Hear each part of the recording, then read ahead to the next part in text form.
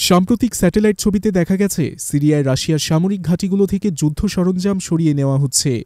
ম্যাক্সার টেকনোলজির প্রকাশিত ছবিগুলোতে দেখা যায় সিরিয়ার লাতাকিয়া প্রদেশের হেমেইমিম বিমান ঘাঁটিতে AN-124 কার্গো প্লেনগুলোর সামনের অংশ খোলা এবং সরঞ্জাম লোড করা হচ্ছে। একই সঙ্গে রাশিয়ান K-52 অ্যাটাক হেলিকপ্টার খুলে নিয়ে যাওয়ার প্রস্তুতি চলছে। প্রতিবেদন অনুসারে সিরিয়ার দক্ষিণাঞ্চলীয় ঘাঁটি থেকে রাশিয়ান সেনারা উত্তর দিকে লাতাকিয়া ও টার্তুস বন্দরের দিকে সরে যাচ্ছে। তাছাড়া দামেস্ক হোমস মহাসড়কে রুশ সামরিক বহর, যার মধ্যে ট্যাঙ্ক ও সাজোয়া যান রয়েছে, এগুলো সরানো হচ্ছে। এটি আসাদের শাসনের পতনের পর নতুন প্রশাসনের সঙ্গে সামরিক ঘাঁটি ধরে রাখার চুক্তি করতে ব্যর্থ হওয়ার ইঙ্গিত বহন করছে। তবে আরও নাটকীয় পরিস্থিতি সৃষ্টি হয়েছে শুক্রবার রাতে দামেস্কে বিস্ফোরণের পরে।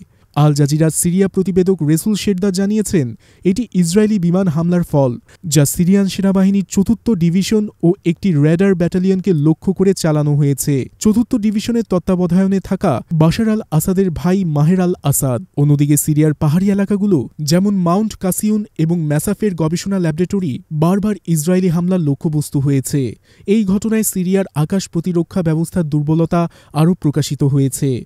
বিশ্লেষকরা বলেছেন, রাশিয়ার এই সরিয়ে নেওয়া পরিকল্পনা এবং ইসরায়েলি হামলা সিরিয়ার ভবিষ্যৎ ভূ-রাজনৈতিক সমীকরণ বদলে দিচ্ছে। এর ফলে সিরিয়ার জমিনে রাশিয়ার অস্তিত্বের বিষয়টি প্রশ্নবিদ্ধ হতে পারে।